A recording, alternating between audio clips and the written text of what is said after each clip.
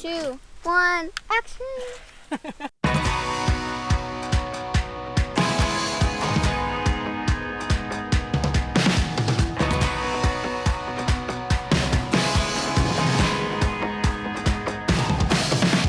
So let's talk about infertility.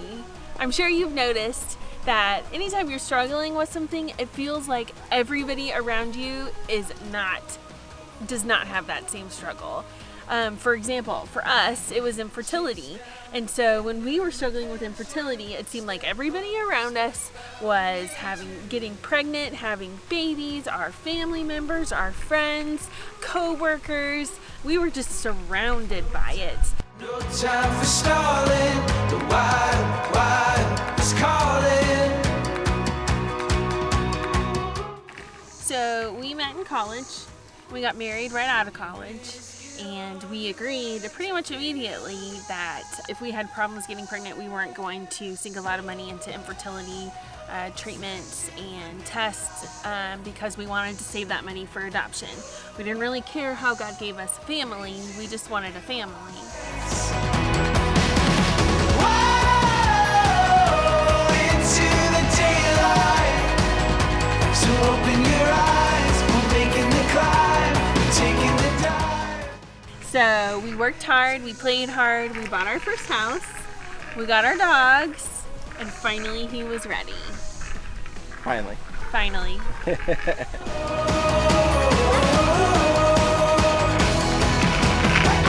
Our dreams on the horizon. About a year after we started trying to have kids, we decided to see a doctor, did a lot of tests. We did a few little procedures, a lot of blood work. I got a lot of tennis shoes out of that deal. None of that was very fun. And they couldn't find anything wrong with either of us. So we were ready to move on. We were.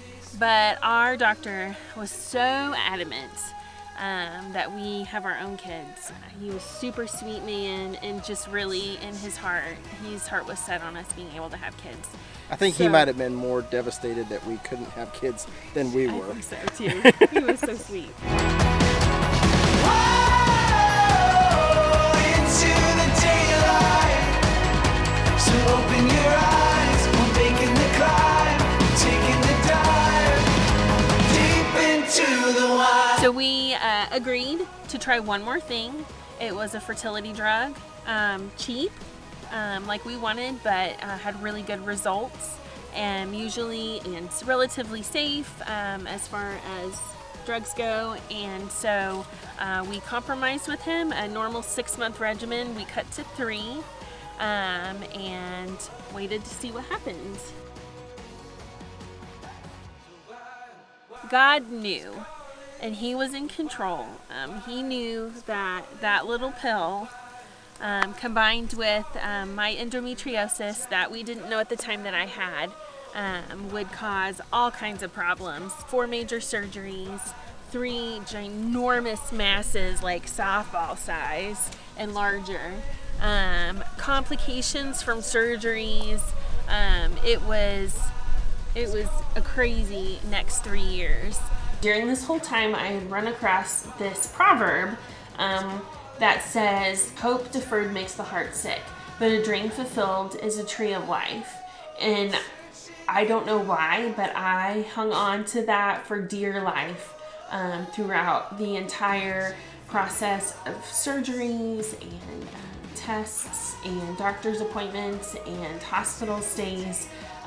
Because I felt like in that verse, God was telling me, I know that your heart is sick, but your dream will be fulfilled. And so that's what got me through it. It finally ended with a total hysterectomy and partial colectomy, and that's a little TMI, sorry. And you would think that we would be devastated, but we weren't. We were so excited to finally be moving on and pursuing our journey of adoption, which you already know now.